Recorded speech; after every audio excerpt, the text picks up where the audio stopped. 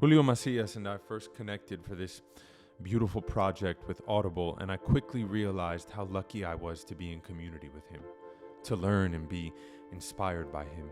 Julio is an actor and producer who has and is doing the work of freeing one's mind and challenging the status quo. I feel like the Mexican people, we are incredibly accommodating. You hear Mexicans talk, a lot of the way that our language is or our flavor of Spanish is formulated is submissive, right? As opposed to other countries where it's a little bit more just direct. He is opening doors and taking risks and inspiring so many, myself included. This convo was, I believe, the first of many. I hope the first of many. Enjoy. We're not given enough time to do self tapes, right? We're not given enough time to, so let's push for a certain time frame. And we got that in the negotiation, and then immediately afterwards, the casting director's like, "Hey, we understand that, but can you sign this waiver saying that you can turn this in 2 days, because the studio needs it then, or the whatever needs it then." And we all started signing like, "Yeah, it's either don't do the audition or sign the paper that says you'll turn it in 2 days." Now the standard is, give it to me in 2 days. Yeah. And we went on strike for having more time, and now we have less time. Do you think if you trained an AI version of you, it would do better than you or worse? It would do exactly what I do. And my one saving grace is that I saw this video of this person saying they can copy the what emotions look like, but they can't feel it. And I think that's that uncanny valley where, like, the shape, they can copy the shape of emotion but not the depth of emotion. Like the face squinches when you're crying. The face, or like I'm smiling, like this is a joke, right? Like the face is there. Something is missing underneath that, right? The face is there. Something is missing underneath. That underneath is our lived experiences. Can AI emulate a soul? I don't know. I'm not voting for this game, but I am interested in, like, if I trained me and it did all my auditions, what would the numbers be? What would the numbers be? Would I be batting higher? Would I be batting higher? It's like I don't have the time to prepare the best version of this. But that's expensive, I think. That's the thing about the Tilly. I think it's like ridiculously expensive to have the AI actor every like minute that it's doing something. It costs a lot of money. Yeah. Now. But it's also a fraction of the cost of what a studio film costs. Yes. We have a mutual friend that Annie, who I went deep dive into about. You were like, okay, so AI has no lived experience. It can like portray the emotion, but it can't like live it. And I'm not sure that art these days, or studios these days, or people signing checks these days are interested in anything below the surface. Like, I actually believe that, no shade to Glenn Powell, but like he's a golden retriever. Like, what happened to the interesting people? We don't have a Pacino. We don't have a Nicholson. We don't have. I'm like, would those people work these days? I don't know that we make those stories. They're not working. Like, I don't know that we make those stories anymore. Where we need, like, honestly, below the surface depth. It's just, I mean, it's my take. No shade, like Glenn, you're super sweet. No, I think that it is a reflection of what the world feels like they want now. I feel like everyone over, I don't know, 25 years old is looking for nostalgia and safe. There's like, the world has been overstimulating since we were born. Can I have a moment of just like, I need a golden retriever right now. I just need a golden retriever to, like, that I can pet, right? But that is diametrically opposed to, like, how the I would say 25 and under, who were born already into this overstimulating place, and everyone older than them is like, look, we just need to calm down. And they're like, I feel like my entire life has just been Mm. calm down. We need a this push for we need the flip phones. I want to go to the movie theaters, right? Like Do you have a flip phone?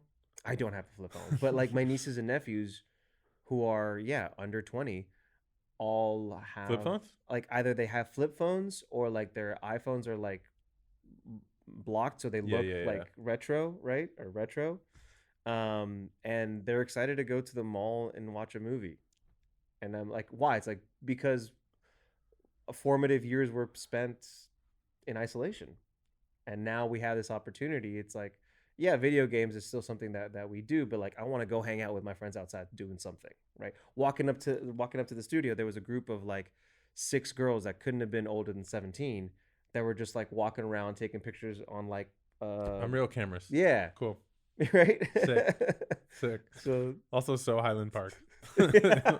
Like, Facts. but I'm into it. This is like a sneak peek to another episode we'll have this season. We're working with this water healer. She like heals people using water. I won't give much more away than that, but we were chatting about frequency. And there's like a healing frequency, 724 hertz or 427, something like that. Yeah. I became obsessed with it when this Vietnamese artist takes weapons and he melts them down, and then he's like and he tunes them to a frequency, and he turns them into like healing bells. So he'll like turn weapons into bells, That's into sick. sound, healing sounds. Yeah. It is sick. And she was like, oh yeah, there's, water has a frequency too. It carries sound, and we have water in us. And she was talking about, every billboard also has a frequency, and every piece of thing on your phone and every piece of content. And the frequency of life right now is so high. It's not what our nervous systems are designed to do. And why Japan loves forest bathing. And we're supposed to just like tune out the frequency as much as you can. Find the flip phone, take the old school picture, like find ways to not be so energetically charged. Yeah. I find that with my kids, there's something interesting where both me and my wife have always had the television in the background, right? Throughout the entirety of our relationship, the TV is always on. We're not watching it. It's just doing its thing. It's just on, right? Whatever thing, whatever show, whatever cooking thing, whatever travel thing, it's just on. And we never switch that up with our kids.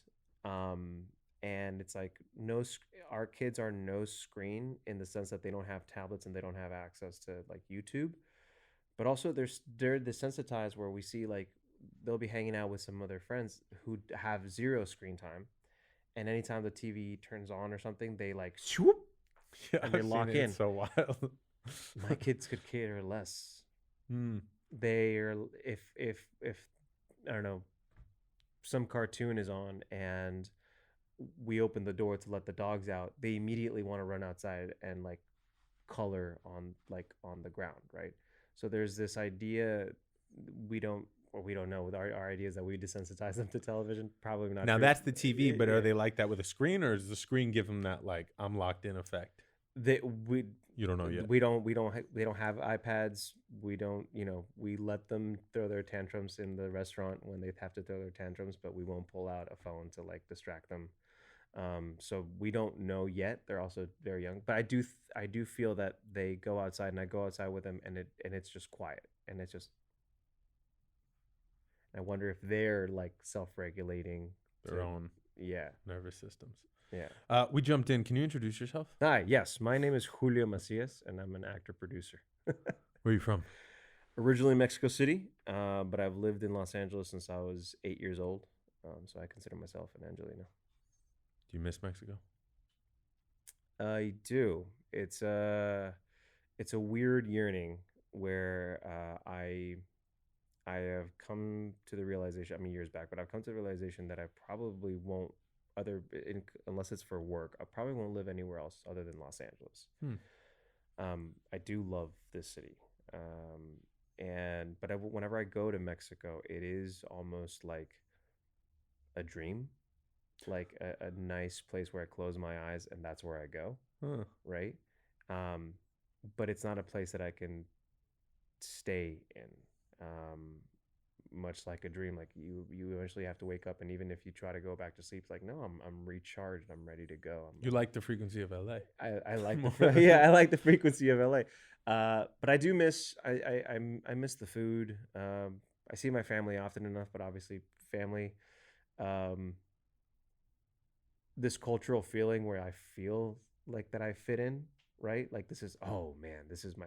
Even though the longer that I spend there, the more that I realize that I don't I no longer belong here. Mm. You know, I feel like I fit in, but it's very clear that the city that I was born in and grew up in has evolved into something else. That there's space for me there, but they didn't wait for me, right? Well, the irony, because now Mexico City is so flooded with like whatever you want to call them, gringos, teleworkers, virtual remote people. Like, I was just there, and man, the graffiti all over that was like "Gringo, go home." Mm-hmm. At least learn Spanish with some like graffiti. Pay some taxes. Yo, pay some taxes. Like, you're messing up my rent. You're messing up my city. So you say when you go back, you don't feel like them? No, because I don't really spend time in what people would consider the where those people are moving into, like Roma. Yeah. So my family's kind of scattered all throughout the city. I grew up further down south, closer to the. It used to be Reino Aventura. I think now it's like a Six Flags, but it's up in closer and going into the mountains, right? So yeah, my experience is different when I go there, even though those areas are also changing and growing and expanding. Um, Something that again I find interesting as an outsider looking in, right? So it's very different from when someone is living there and these things are actively changing them and affecting them, right? And I think that that's when the error comes from a lot of intellectuals that just uh, philosophize on like, well, this is how it was historically speaking. It's like yes, but historically speaking, Mexico City has always been a transit state, right? Where before it was a marsh, and then the Mexica came in, and the Mexica are already an amalgamation of a lot of different communities, and so it wasn't just one people, right? And so even within the existence of Tenochtitlan before the Spanish came in, was a constantly changing and shifting geography. The Spanish come in, they do what they do, right? And it becomes this new city. But then wave after wave after wave after wave of European immigrants, Asian immigrants, right? Um, African immigrants, and the this is not the first time that it's been like, hey, whoever's here, get out because you're changing the way that I exist here, right? Um, this one seems a little bit um, more opportunistic, if you will. Yes. Where before it was like, I'm leaving everything behind to start a new life here. Where now it's like, I'm gonna leave my apartment in Brooklyn while I sublet it. Yeah. So I can save some money. Exactly. and I can just exit whenever I want. Yeah. Right. Yeah. And if I stay in these two neighborhoods, I don't really have to do much. Exactly. I don't actually have to learn Spanish. No. And that's another thing. Like the I feel like the Mexican people, we are incredibly accommodating. Like it's even in to a fault, or to a this is a to good, a fault. I lived in Miami for a little bit, and I had Argentinian friends when we would speak in Spanish, and I would say, I wouldn't understand what they said, or they would say it too fast, and I would say, "Oh, disculpe," or "perdón," and they'd be like, "Why are you apologizing?" It's like, "Oh, I didn't hear you." It's like, I understand you didn't hear me, but why did you apologize to me for not hearing?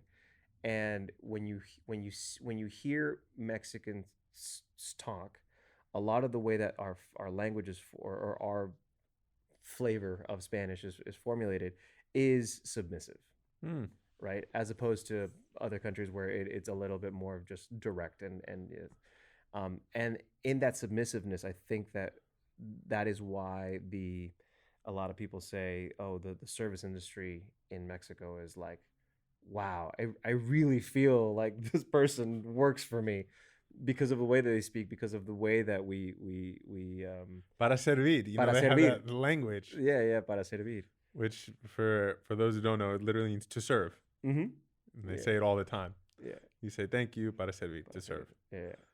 Yeah. So I would say it is to a fault. But again, there's also a whole new generation that's angry and just like, yo, I'm done with that. I wish that wasn't to a fault. Like I wish we liked generosity. Right. I wish if more people in this world outside of a working context said to serve, I think we would have less harm in the world. I think so. Like across the board. Actually, dare I say, like if only 5% of people adopted this to serve, Yeah, we would have less harm in the world. I think so. And it is, for example, that is how I approach film, right? And this whole industry is how do I serve the larger purpose, right? It helps me also regulate my Ego. expectations on where I'm supposed to perform. It's like, does this movie work? It's for the egotistical person can say, oh, it only works or doesn't work if it's on my shoulders. I'm like, if it works, it's because we all did a great job. If it doesn't work, it's because we all didn't do a great job, right? But I do feel that there is this sense of how am I serving the larger project, and that makes me inherently feel good. That's hard across every level of, because we are humans. I don't think there's many people who can do that. And if we're just talking about actors, Mm-hmm. At a co-star level, a guest star, a series regular level, a lead level, just because the system is so designed, like for those who don't know, there's literally numbers on a call sheet, like you're numbered in terms of your value, and so it's kind of crazy to be like, I'm a 6, but I'm here to serve, Mm-hmm. like, but I want to be a 1, or Uh-huh. so that I like this. I also think I try to go in with this because I think it helps relax my Mm-hmm. ego Anxiety of frequency, like nervous system, anxiety. Uh, that there's just also so many people there participating in this yeah. thing, uh, and I need them. Also, we spend a lot more time hanging out with people Mm-hmm. on a set than doing the work, Yes. and so you should be nice. I I have a big I have a large amount of respect, also a hey, are you okay, for a writer, director, starring, editor, producer. Like, I'm like, good for you. Also, do you need to talk? I feel so called out because I just shot this short. I just shot this short where I was like, wrote it, directed it, started it, and I was like, this is too much. Instantly, I was like, what am I doing? Yeah. Why didn't I invite more people to the table? Like, why am I holding on? Well, you have a vision, and there is a certain amount of I I can make this the best that it can because I know what the potential of it is in my head, and if I give that power to someone else, I am inviting their opinion, and I don't actually want it. Actually, Ben, yesterday, remember I told you about my worst advice was like, be the captain of your own ship. So Ben has this beautiful show, and he asked me, what's the worst advice you ever got? And I said, someone like quite successful said, be the no matter what is happening, no matter who's around you, you're the captain of your own ship. And because I'm aggressive, I take it too far all the time, where I'm like, oh, I have to write, direct, produce, star, cook food for everyone, mop the floors, Edit it. and it's exhausting. And that's me taking it too far. Like, I think you can be a captain of a ship and still invite other people's genius in Mm-hmm. to the process. Yeah. I would like to always do that. Yeah. Yeah. But it is a commendable act to do. When anyone takes on that challenge and asks me to help them in any way, to like as a support system, I'm like, dude, absolutely, because you got a lot going on, right? Or they'll call me for notes, or even like, hey, can you jump in and do a cameo, or like, do you know anybody that can help me with sound? Instead of, you know, laughing and saying, well, you bit off more than you could chew, and no, I'm not going to give you my services for whatever. It's a Yeah, man, like whatever you need, because what you're doing is Are you okay? Are you okay? Do you need to talk? I think there's also a knowing yourself. Like, I'm not Christopher Nolan. Like, Mhm. I like the art I make. I think it's really, really good. It's not at that level where I need to hold on so tightly. Yeah. That man's a genius. Like, it's great. Yeah. I I was talking to this photographer, and again, taking it to the fault, and I don't know if it's a Julio trait or if that's a Mexican trait, but like, he was like, oh, you know, some people this and that and that, and I said, um, my wife says that I'm not competitive, right? Like, if you want to like have had an actor say, like, I'm at the end of a scene, like, man, I won that scene. Yeah. It's a very interesting way of looking at a scene, like, I won that scene, right? um, so I'm not particularly competitive. I am collaborative, but sometimes collaborative to a fault, right? Mm. Where I will, in service of others, or in service of, you know, helping other people or getting their thing, I will sometimes not fully voice my opinion or fully voice my concern on something, and it sometimes um, impedes the process or impedes myself, because I'm like, I don't think that that's gonna work, but I don't want to hurt their feelings, right?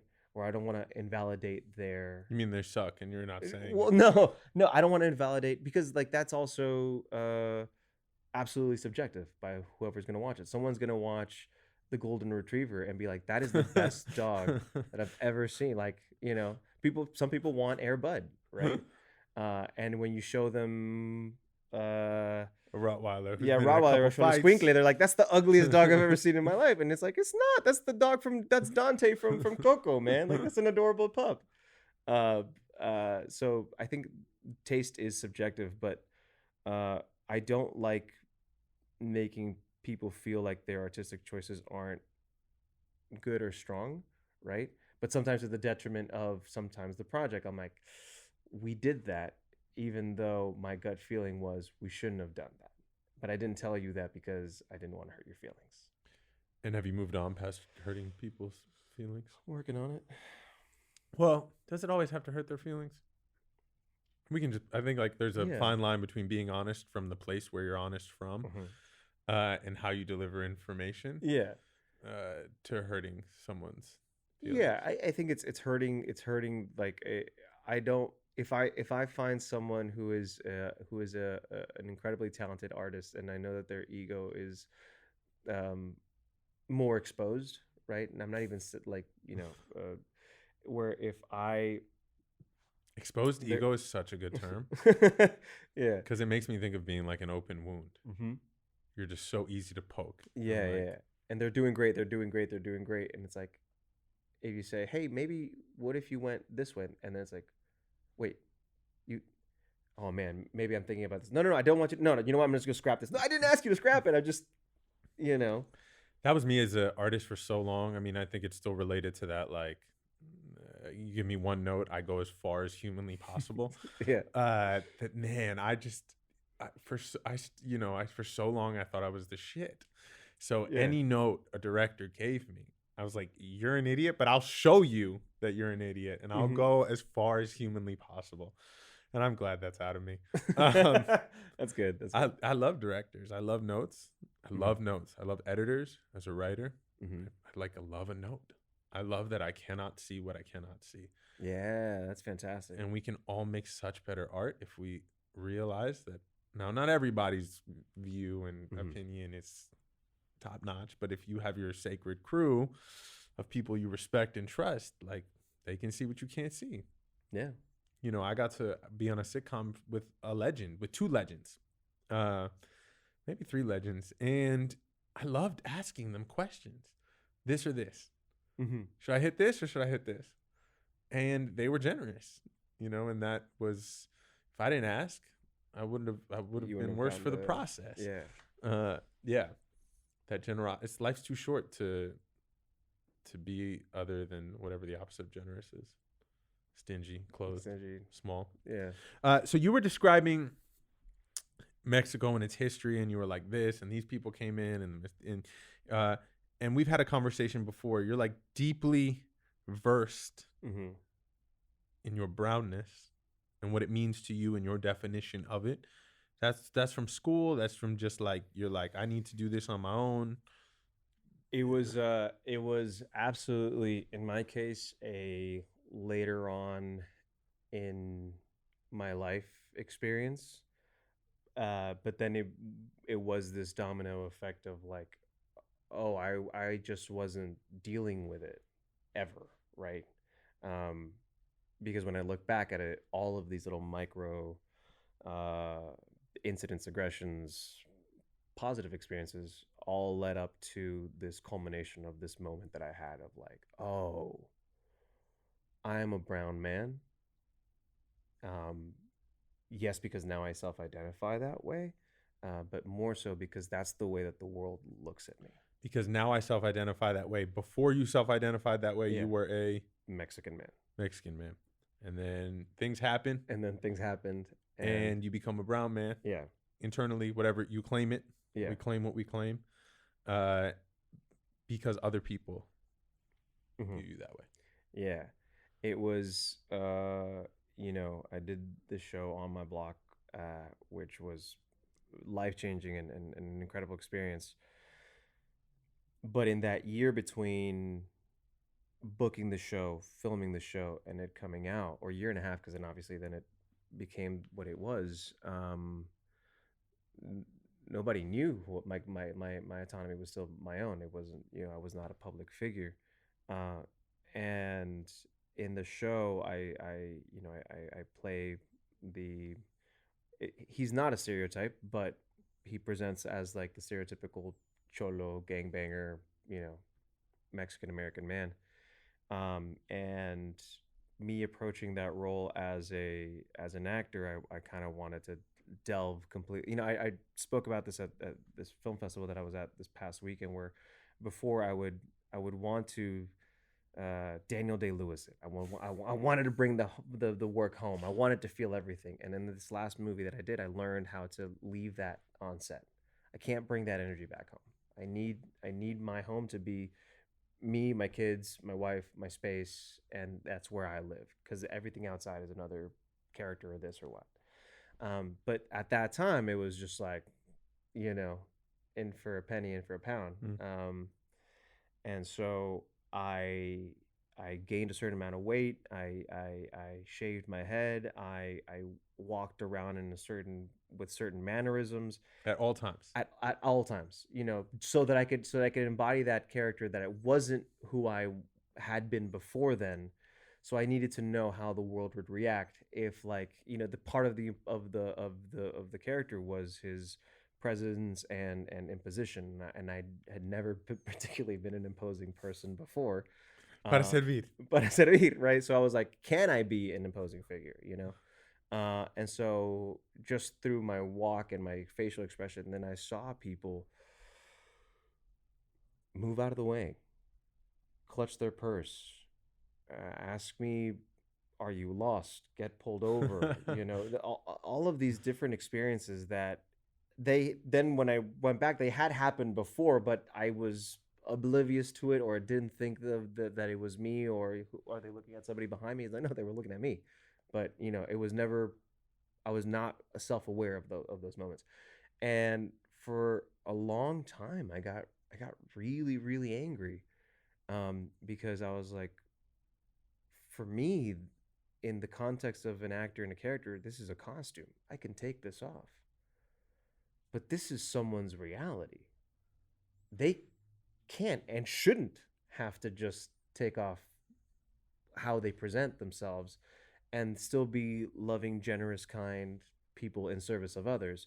But just because of the way that society has portrayed them and have how they've portrayed themselves, like when I approached Spooky, it wasn't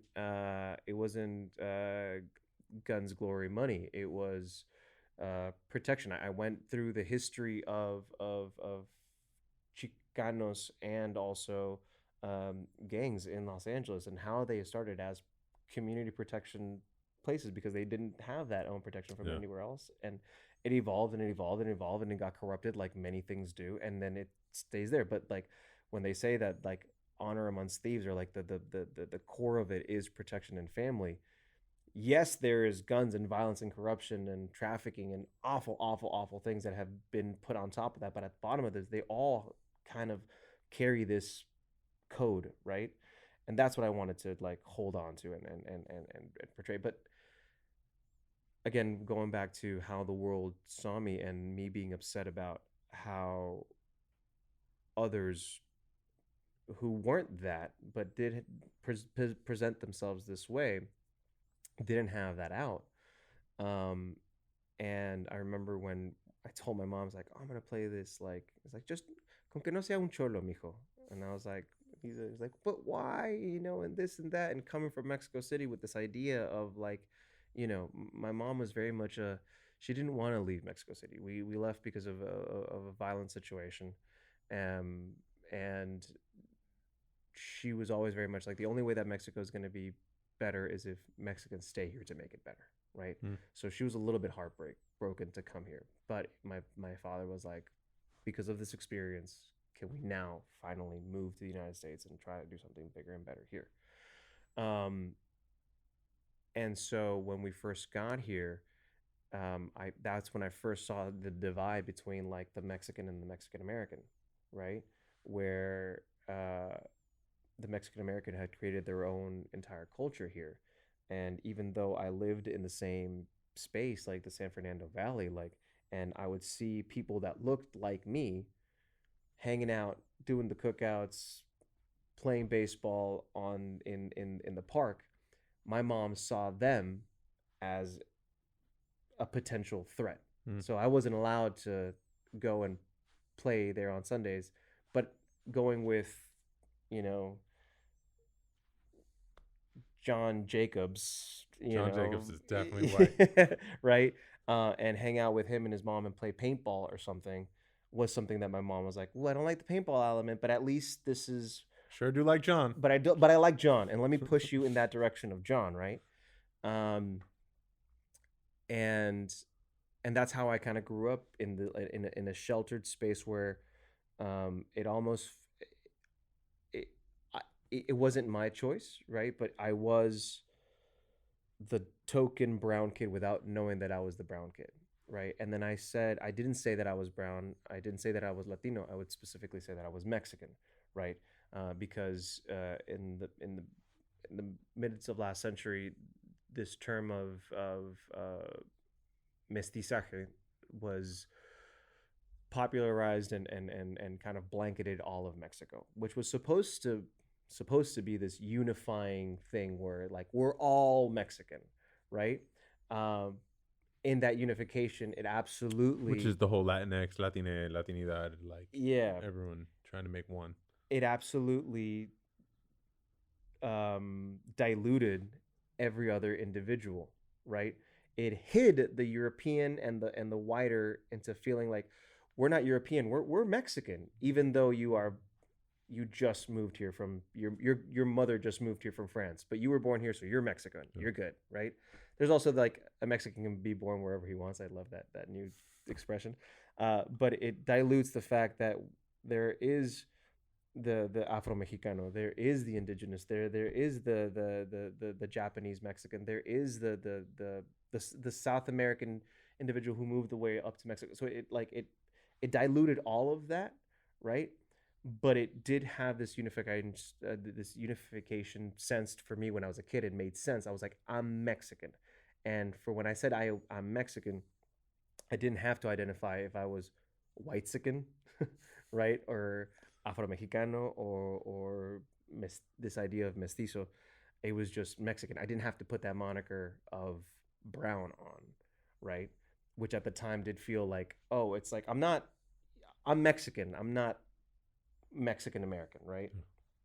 And that was my experience growing up as a kid and being that one token kid, and as I got older, and then finally this experience with on my block, it it had a domino effect on like everything that I had seen previously, and now the moniker. I do like the idea of brown, because you said when we spoke before, the global majority, Yeah. right? Mm-hmm. Uh, that's a term that feels scary to specifically a country that keeps calling us minorities, Yes. right?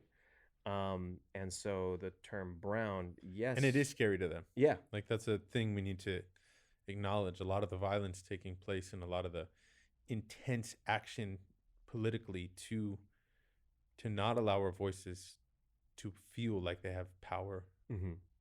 is due to this fear in them. There is a tremendous fear in them. I might be wiped out. Yeah, like I might lose my place. Where do I exist in this space, in this new space that we're clearly headed into?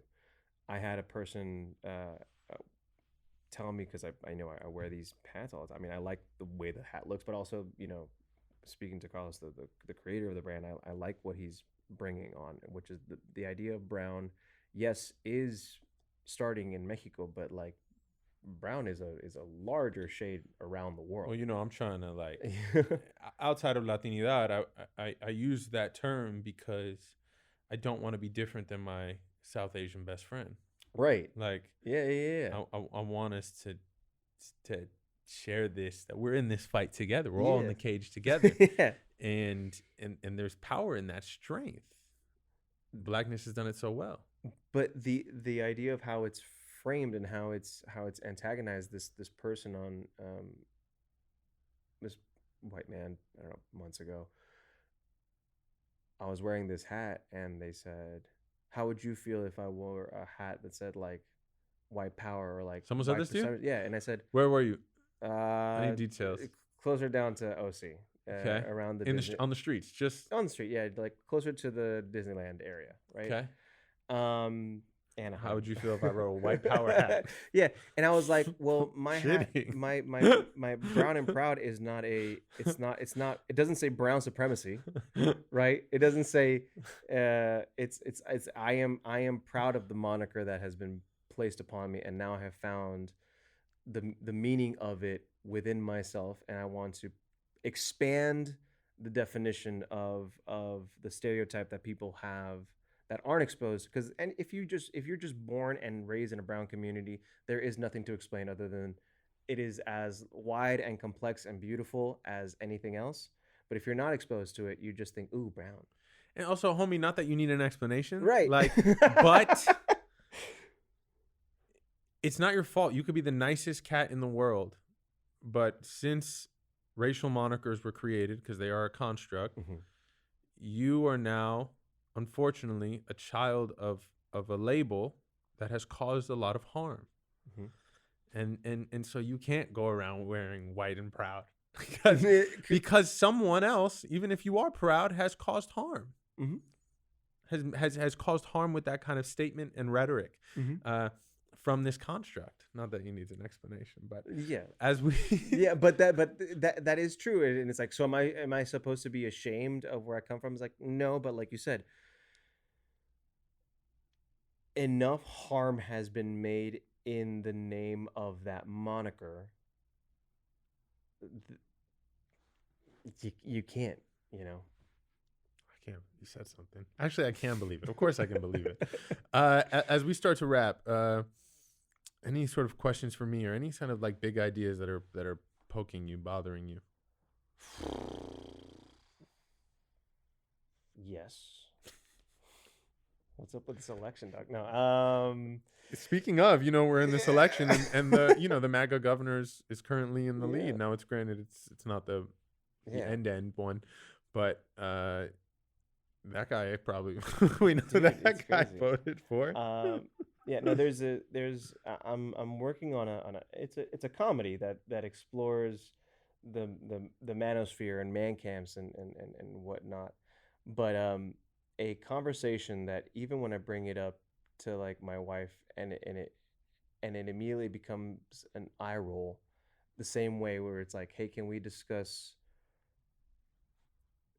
is there a space where I can be proud of where I come from? And it's like someone saying, like, can you be proud of being white? It's like, you can, but understand the weight behind it, right? And then that feeling of displacement. Something that we're working through right now in writing this script is this idea of the displaced male, right? And that it is not as harmful, but not constructive. Like, so, what's not constructive is young males who find um, role models in just 1950s archaic, backwards, toxic shit, right? Um, which is where a lot of the people are going, or a lot of these kids are going, but also the dismissiveness of saying, um, you don't have anything to complain or whine about. Me as a 36-year-old man, sure, I can understand the context of that.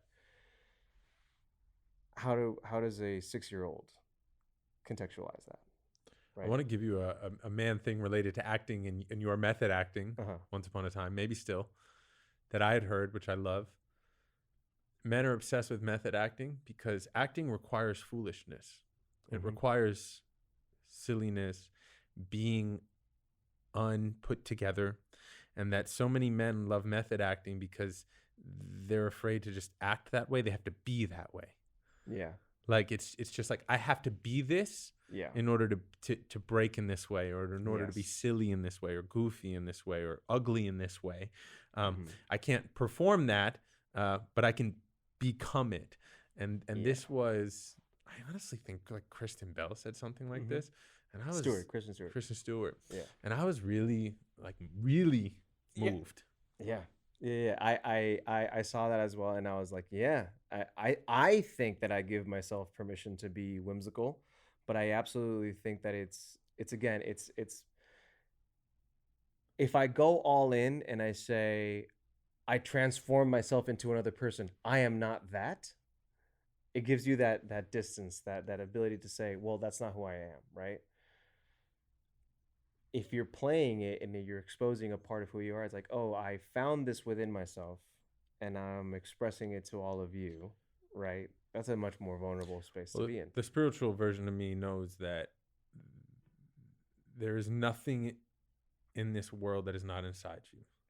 Like, this is for actors, non-actors. Like Socrates says, if you can kill a fly, you can kill a man. It's just a different amount of weight. It's the same energy.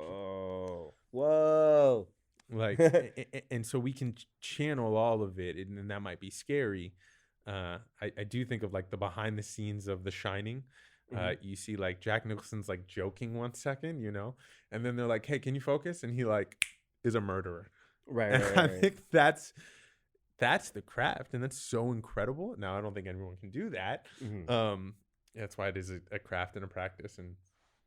But there's nothing not inside every human being in this world. Like, there's no feeling that's too distant from you. I truly believe that, and that it might be exciting for non-artists, to find these new places and feelings and to try to and taste, just to expand the play range of living. Dude, absolutely. Just quickly bringing it back, if you were to give a 6-year-old boy who has no context of why it is problematic for him to be who he is, how would you open that conversation?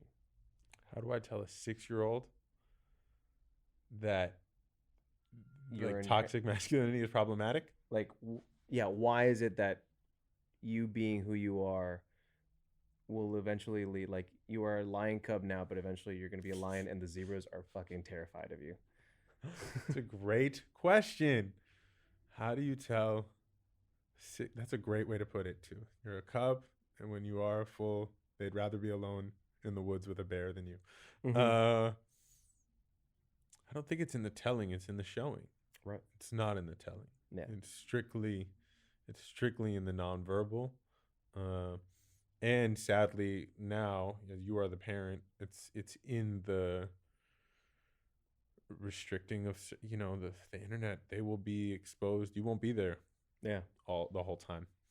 And the internet is a wild place. And I don't know how it's happening so effectively, but these young men are, 3 YouTube videos away from some terrible aggro man trying to convince them. I think that it's so effective because it is so easily accessible and there is no alternative.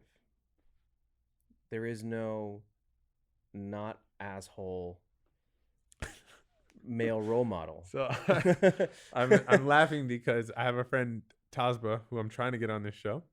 Genius, Tasba Rose Chavez, and Tasba says, "Yo, I think you should start like some sort of OnlyFans or something where you just like are kind to people." Like no clothes taking off. Like you just like people come in and you're just kind to them, or they tip you and you like you reward them with kindness. She was like, I think if anyone can do it, you can do it. And then I told her, we'll wrap here, but I forever ago I was like, what if on Pornhub you were watching something and then a video of me came up and I was like, you're amazing. You're wonderful. Like, keep being you.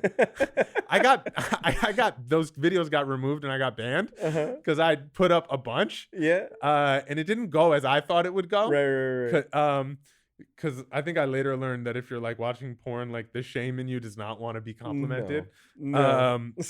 So that was not the approach, but there's something about like being the other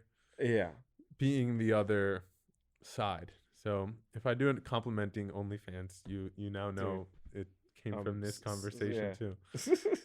If that's what gets me my Knicks tickets to the finals, dude, it's worth it. Any last thoughts? Man, I said this before.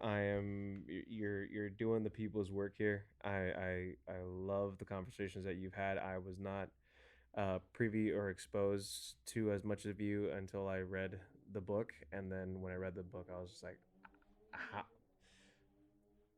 Yeah, no pitching. Come in here. We're gonna share a meal.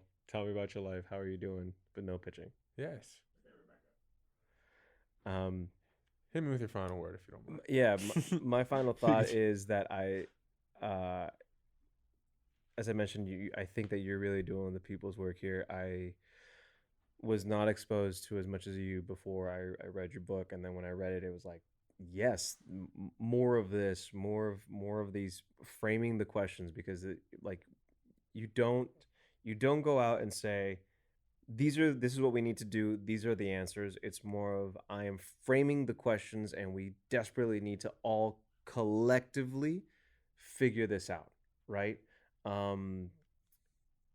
And not saying like that we're going to have a monolith set of answers that everyone can like come in and check and answer, but I feel like the questions are just being diluted or not even asked sometimes. So I hope for more exposure of you into everyone's world and existence, because I think that we need more of you.